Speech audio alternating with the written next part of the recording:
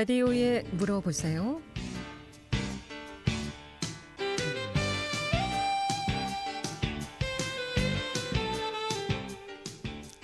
여러분 안녕하십니까? 라디오에 물어보세요. 진행의 김혜정입니다. KBS 원주방송국 라디오에 물어보세요는 매주 월요일부터 금요일까지 우리 생활과 밀접한 다양한 분야의 생활 상담을 해드리고 있습니다. 오늘은 성지병원 이성원 내과과장 모시고 내과 질환에 대해서 알아보도록 하겠습니다. 지난 시간에 식중독에 대해서 알아봤었는데요. 식중독 마무리하고 시간이 되면 또 당뇨병에 대해서 알아보도록 하겠습니다. 이 밖에도 소화불량이라든가 속쓰림, 변비, 복통, 설사, 또 심혈관 질환, 고지혈증, 만성질환, 역류성 식도염, 당뇨 모두 좋습니다. 내과 질환 관련해서 궁금증 지금 전화 주시면 상담 받을 수 있겠습니다. 이곳 상담 전화 764국에 6335번, 764국에 6336번 두 대의 전화 준비되어 있고요. 돈은 50원의 정보 이용료 있는 문자 샵 8950으로 상담해 주시면 되겠습니다. 성지병원 이성원 내과과장 모시겠습니다. 어서 오세요. 네, 안녕하십니까. 예. 자, 이제 본격적인 여름철 다가오고 있습니다. 지난 시간 이 식중독 좀 마무리하는 의미에서 식중독 예방 수칙에 대해서 좀 듣도록 하겠습니다. 네. 여름에는 기온 상승으로 인해 식중독 발생이 급증할 수 있으므로 가정이나 집단 급식소 등에서 음식물을 취급 조리하는 경우 각별히 주의해야 합니다. 모든 음식물은 익혀서 먹고 물은 반드시 끓여서 먹습니다. 조리한 식품을 실온에 두지 않아야 하고요. 한번 조리된 식품은 철저하게 재가열한 후에 먹습니다. 날 음식과 조리된 식품은 각각 다른 봉지에 싼 후 용기에 넣어 서로 섞이지 않도록 합니다. 육류와 어패류를 취급하는 칼이나 도마는 교차 오염이 발생하지 않도록 구분하여 사용합니다. 음식을 조리하기 전, 식사 전, 화장실을 다녀온 후에는 각각 반드시 손을 씻습니다. 부엌 내 모든 곳을 청결히 유지하고 조리대, 도마, 칼, 행주의 청결에 특히 주의합니다. 상가나 예식장, 수학여행 등 집단 급식 시에는 날음식 접대를 가능한 피하시는 게 좋습니다. 생선을 손질할 때는 아가미 내장 등을 제거한 후에 흐르는 수돗물에 깨끗이 씻어 끓여서 먹고 칼, 도마를 철저하게 소독을 합니다. 손에 상처가 났을 때는 육류, 어패류를 만지지 않도록 해야 합니다. 네, 여러 가지 이제 여름철 앞두고 예방 수칙 잘 지키시길 바라겠고요. 겨울에도 간간히 또 식중독 발생하는 경우가 있지 않습니까? 네. 겨울철에도 식중독 예방 수칙 같은 게 좀 있을까요?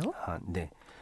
겨울철에는 주로 노로바이러스에 의한 식중독이 많이 발생을 합니다. 네. 기온이 낮아지면서 개인의 위생관리가 소홀해지고 실내에서 주로 활동하게 되어 노로바이러스 감염된 사람의 구토물이나 분변에 의해서 2차 감염이 발생 위험이 증가합니다.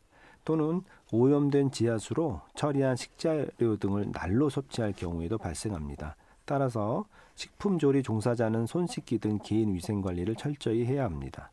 음식물은 반드시 충분히 익혀서 먹습니다. 식중독 환자의 구토물을 처리할 때는 반드시 일회용 장갑을 착용을 하고 오물은 비닐봉투에 넣어 봉하여 처리합니다. 구토물로 오염된 표면은 염소계 소독제, 락스 등으로 신속하게 소독해서 노로바이러스 감염 확산을 방지합니다. 오염된 이불이나 의류는 비누와 뜨거운 물로 세탁을 합니다. 감염된 음식물 취급자는 완치 후 3일 정도는 조리 업무를 담당해서는 안 됩니다. 이제 칼, 도마 같은 경우 끓는 물로 소독을 하기도 합니다만 요즘 볕이 참 좋지 않습니까? 네. 저는 가끔 햇볕에 이렇게 말리기도 하는데 그것도 좀 소독 효과가 있습니까? 네, 그것도 이제 충분히 세척을 한 다음에 말려도 충분히 가능할 거라고 생각이 됩니다. 예, 네. 김치 국물 같은 경우에는 딱 이렇게 햇살에 갖다 말리면 다 날아가서 네. 햇살을 좀 이용하는 방법도 좋을 것 같고요. 그런데 왜 같은 음식을 먹었는데도 일부 환자만 증상이 좀 발생하는 이유는 뭔지 모르겠어요. 네, 같은 음식을 먹고도 식중독에 걸리는 사람과 그렇지 않은 사람이 있습니다. 음식을 얼마나 먹었는지, 어떤 부위를 먹었는지, 그리고 음식을 먹은 사람의 신체 면역력이 어느 정도인지에 따라 나타나는 증상의 정도가 달라지기 때문입니다. 식중독균이 몸에 들어온다고 해서 무조건 감염 증상이 나타나는 것은 아닙니다. 일정량 이상의 세균이 체내에 들어와야 고열, 설사, 구토 등이 생기고 그 기준은 세균의 종류에 따라 다릅니다. 여러 명이 같은 음식을 먹었어도 증상을 일으킬 수 있을 만큼의 세균이 몸속에 들어온 사람에게만 식중독 증상이 나타나는 것입니다. 따라서 음식을 더 많이 먹었거나 세균이 더 밀집된 부분을 먹은 사람에게 증상이 잘 생깁니다. 환자의 면역력도 중요합니다. 영유아나 노인같이 면역력이 떨어져 있는 사람은 같은 양의 세균이 몸에 들어와도 건강한 사람에 비해 식중독 증세가 더 쉽게 나타납니다. 당뇨 같은 만성질환을 앓거나 항암 치료를 받는 등의 이유로 면역력이 떨어진 사람 역시 마찬가지입니다. 면역력이 낮으면 설사, 구토에서 멈출 증상이 탈수까지 이어져 입원 치료가 필요할 수도 있습니다. 평소 위산 분비가 잘 안 되거나 장기간 위산 억제제를 복용한 사람도 식중독에 잘 걸립니다. 위액이 부족하면 식중독균을 충분히 녹여 없앨 수 없기 때문입니다. 특별한 원인 질병 없이 더부룩함이나 소화불량, 설사 등이 자주 나타나는 기능성 위장장애를 가진 사람도 식중독균에 예민하게 반응하는 경향이 있습니다.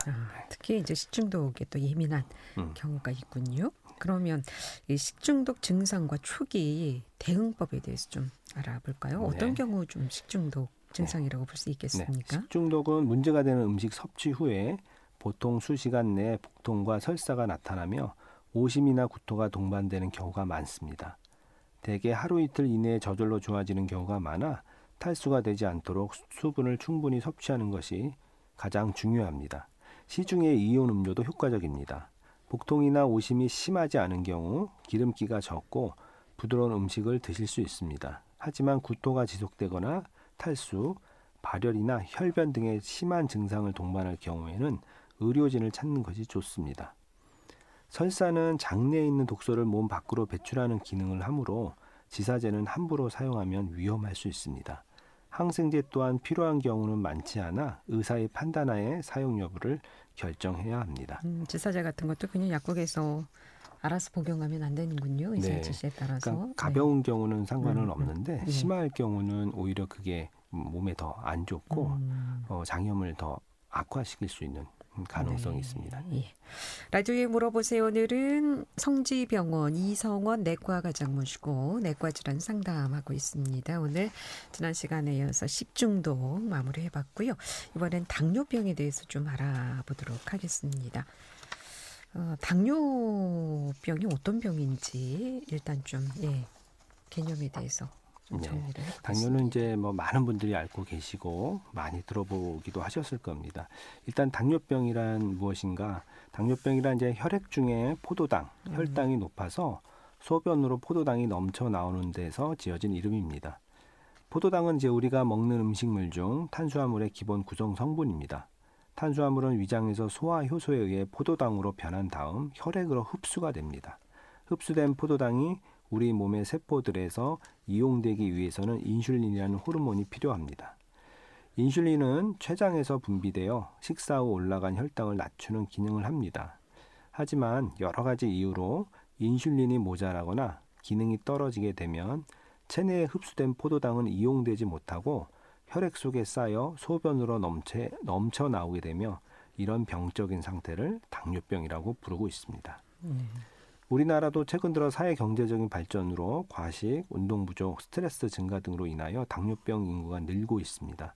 2010년 통계를 보면 우리나라 전체 인구 중 350만 명 정도가 당뇨병 환자인 것으로 추정하고 있으나 이 중에 반 이상은 아직 자신이 당뇨병 환자임을 모르고 지냅니다. 네.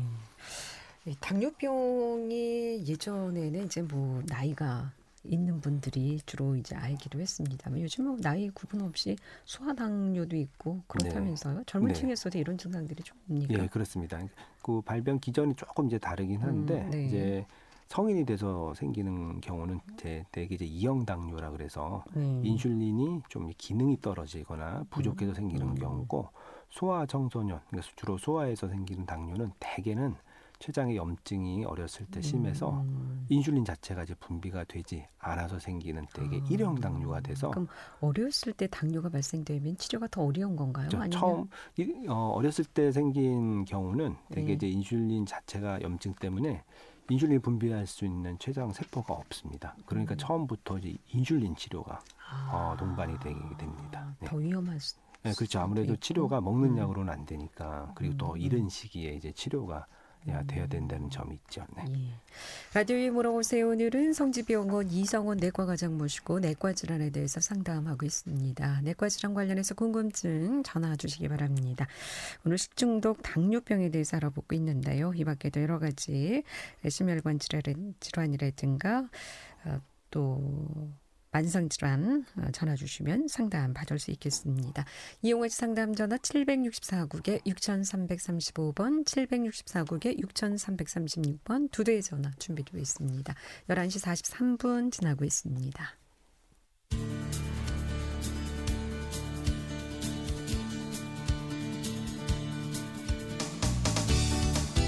여러분께서는 KBS 원주방송국에서 진행해드리는 라디오에 물어보세요를 듣고 계십니다. 라디오에 물어보세요는 매주 월요일부터 금요일까지 실생활에 필요한 생활 상담을 해드리고 있습니다. 라디오에 물어보세요. 지금 여러분의 상담 전화를 받고 있습니다. 전화 주실 곳은 764-6335번, 764-6336번입니다. 지금 전화 주시면 전문가와 바로 상담하실 수 있습니다.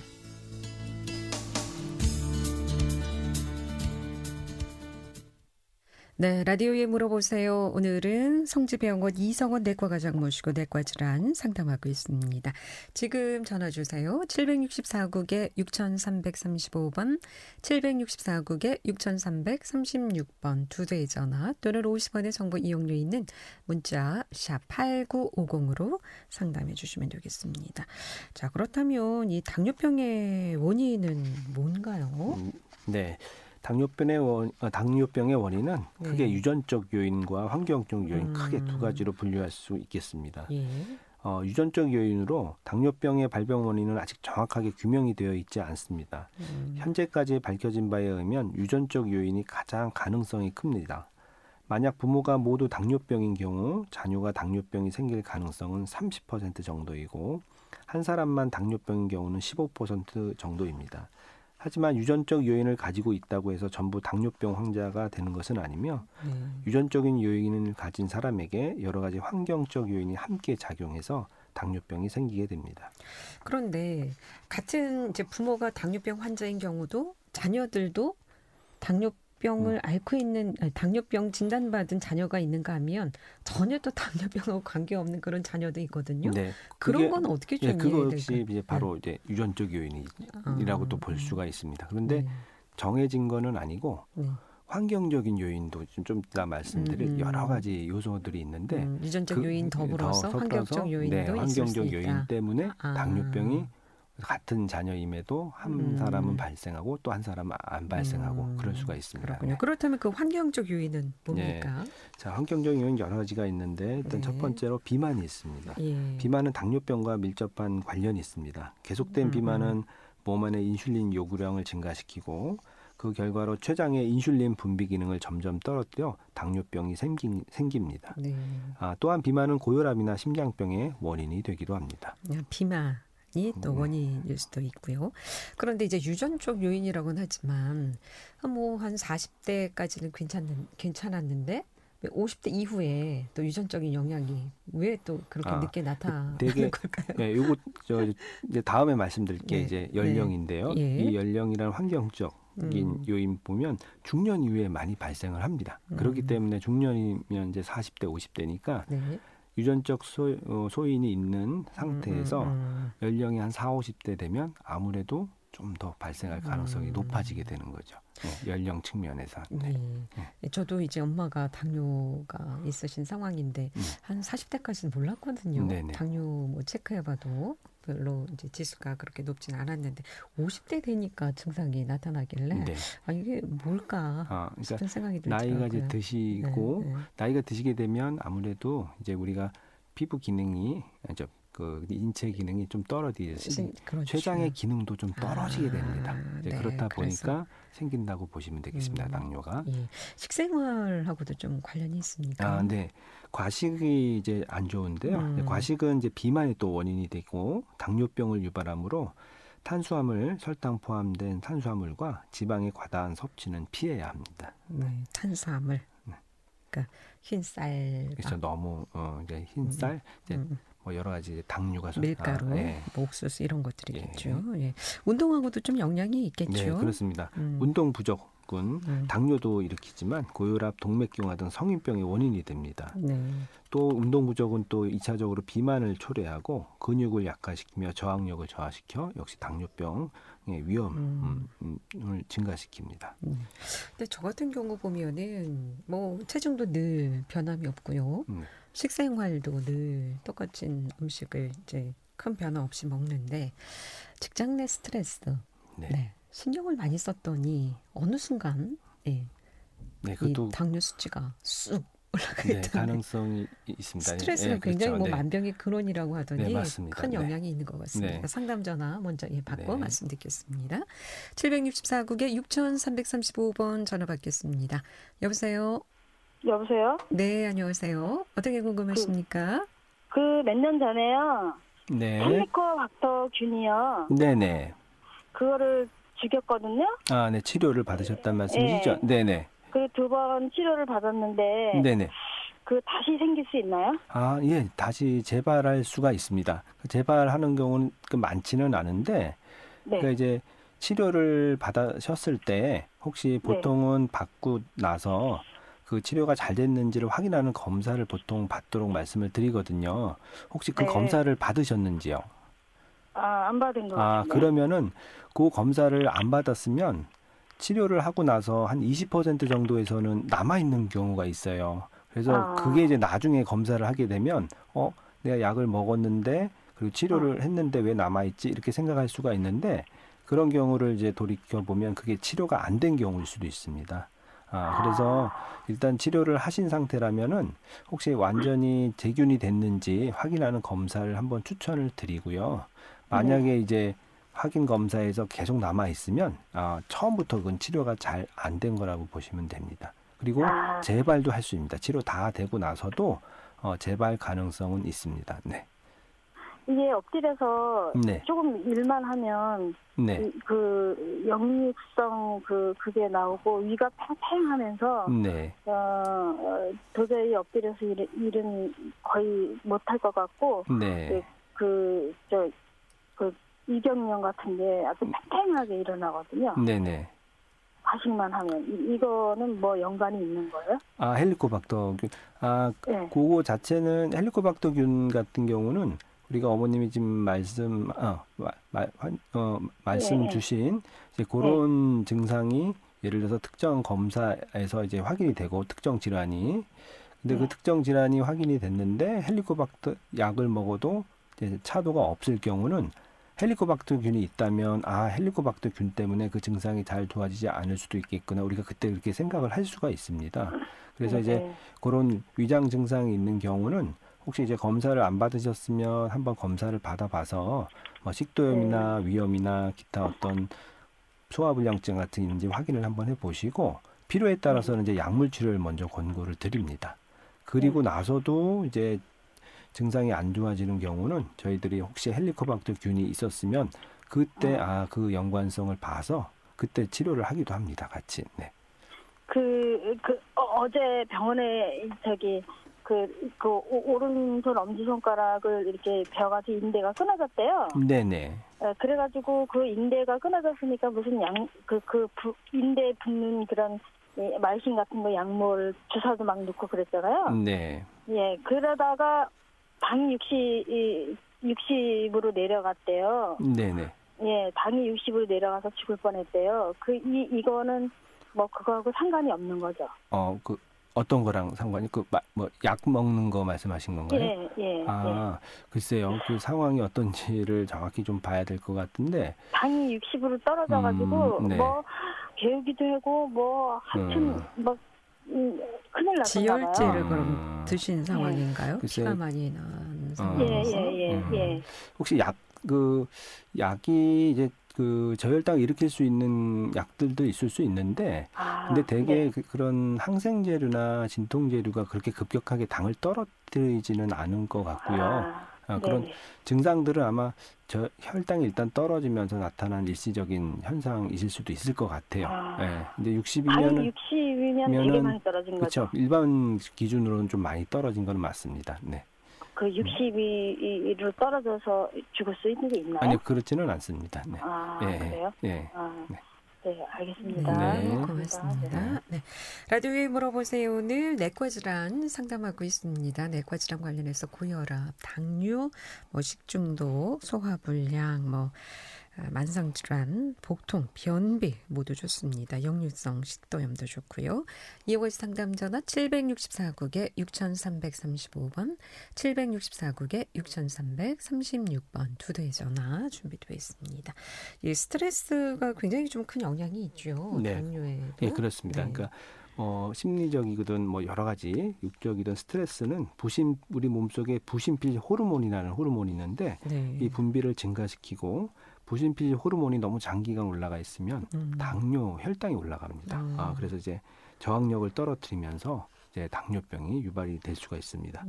그렇다면 당뇨는 남녀 성별로 봤을 때 어느 쪽이 좀 더 많은지요?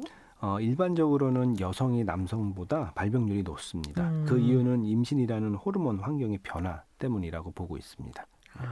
임신을 하면서 호르몬이 변화되기 때문에 남성보다 여성 여성이 당뇨 조금 환자가 더 발병률이 높다고 보고 있습니다.